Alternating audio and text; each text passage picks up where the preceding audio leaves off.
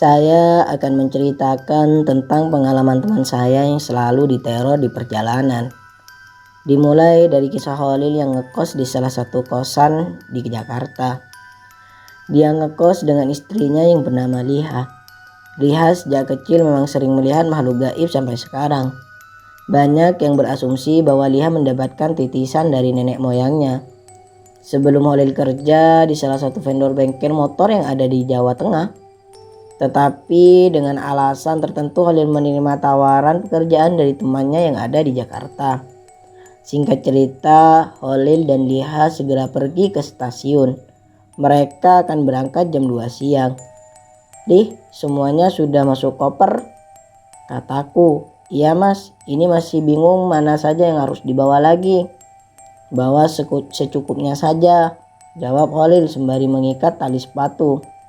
Jam 2 siang mereka tiba di stasiun kereta dan kemudian masuk ke dalam kereta tersebut. Ketika kereta baru saja berangkat, Holil tidak sengaja melihat dari jendela gerbong kereta ada sosok berjubah hitam dengan wajah yang samar sedang melambaikan tangannya di samping pintu keluar stasiun. Seketika itu, Holil langsung kaget melihat sosok misterius tersebut. Dan saat itu juga Holil berdoa agar sosok itu bukan pertanda buruk baginya. Singkat cerita, Holil dan istrinya tiba di Jakarta jam 4 pagi. Dia langsung menuju ke kosan yang sudah dipesannya melalui temannya dengan menggunakan taksi online yang ada di sekitar stasiun. Saat perjalanan, Holil menyadari bahwa sopir itu sesekali meliriknya dari kaca spion tengah. "Dari Jawa ya mas?" tanya sopir online tersebut. Holil mencoba untuk tidak menghiraukannya karena dia sudah cukup lelah untuk mengobrol dengan sopir tersebut. Namun entah mengapa mobil yang ia tumpangi seperti sengaja digoyangkan dengan memainkan gas dan rem. Iya pak, dari Jawa Timur," jawab Holil dengan agak pusing. Pada saat itulah keadaan mobil mulai stabil. Melihat gelagat aneh si sopir, Holil memastikan tujuannya melalui map. Terlihat mobil yang ia tumpangi tiba-tiba menyimpang dari jalur pada aplikasi. Loh pak, ini harusnya lurus," ucap Holil sedikit ngotot. "Diam, saya lewat jalur tikus biar cepat sampai," kata sopir tersebut. Holil hanya bisa diam dengan melihat mapnya. Istrinya mulai ketakutan. Dia khawatir ada kejadian di luar nalar terjadi di dalam mobil tersebut. Ketika map sudah sesuai dengan arah tujuannya, hatinya senang dan mulai lega. Tidak berselang lama, dia dan istrinya sampai di tujuan yang dimaksud. Dengan segera dia turun dari mobil dan memberikan ongkosnya. Sontak dia dibuat kaget saat sopir menyeringai dengan kondisi wajah yang sedikit hancur, dengan leher yang kondisinya sedikit lebam. Bahkan tangannya terlihat melepuh seperti bekas tersiram cairan panas. Tak hanya itu juga, dia semakin melotot dan berkata, "Cepat keluar!" Holil dan istrinya seketika itu langsung berteriak dan lari menjauhi sopir tersebut. Singkat cerita, Holil dan istrinya sampai ke kosan temannya yang bernama kosan Diva. Holil yang ada di depan kosannya mencoba memanggil temannya, tetapi tidak ada yang menjawab sama sekali. Sesekali Holil mencoba mengintip dari sela-sela jendelanya, namun tidak ada orang sama sekali. Holil hanya bisa menunggu. Seketika itu pun pandangannya teralihkan ke sebuah pos kamling yang tidak ada lampunya sama sekali. Hanya terlihat cahaya lampu jalan yang sedikit menerangi pos kamling itu. Dan saat itu pula lah dia mendekatinya. Entah kenapa pos ini tidak berfungsi layaknya pos kamling pada umumnya. Bahkan tiang yang terbuat dari kayu itu dimakan oleh rayap. Di setiap sudutnya juga terdapat sarang laba-laba dan kelelawar yang bergantungan. Holil dan istrinya menghiraukan semua itu, lalu mereka selonjoran di pos itu. Belum sampai tertidur, istrinya berkata, "Mas, saya takut."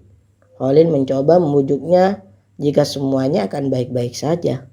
Memang dasarnya Liha sangat takut akan kegelapan. "Tidak usah takut," ucap Holil.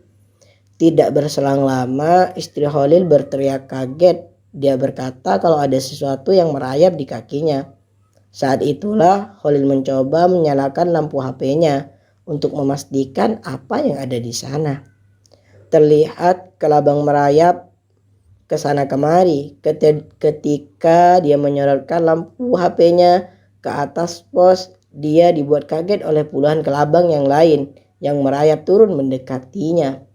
Sontak Khalil dan istrinya meronta-ronta dan berteriak lalu berlari menjauh dari pos kamling tersebut. Hari sudah pagi. Mereka dibangunkan oleh temannya si Rizky. Kejadian gila yang tadi malam terjadi terhadap mereka terpaksa membuat mereka tidur di depan gerbang. "Kamu kenapa tidur di sini?" kata Rizky. Seketika itu Khalil berdiri dan mengatakan, "Anjir, dari kemarin kamu dihubungi tidak bisa," kata Khalil. Rizky mengaku salah dan meminta maaf berkali-kali. Memang Rizky dikenal dari dulu itu sudah munafik, sehingga dia tidak banyak mempunyai teman sama sekali. Lalu Khalil dan istrinya ditemani Rizky masuk ke halaman kosan tersebut. Kosan yang mereka tinggali lumayan luas, ada sekitar 8 pintu. "Ki, hari ini aku sial," ucapku. "Sial bagaimana?" jawab Rizky dengan wajah yang masih terlihat mengantuk. "Sopir yang aku tumpangi tadi terlihat menyeramkan. Dia menyeringai dengan wajah yang sedikit hancur, bahkan lehernya sedikit lebam. Tangannya juga melepuh seperti tersiram cairan keras," ucap Khalil. Rizky yang mendengarnya seenaknya berkata, "Jangan halu kau. Tidak ada hantu di ibu kota seperti ini.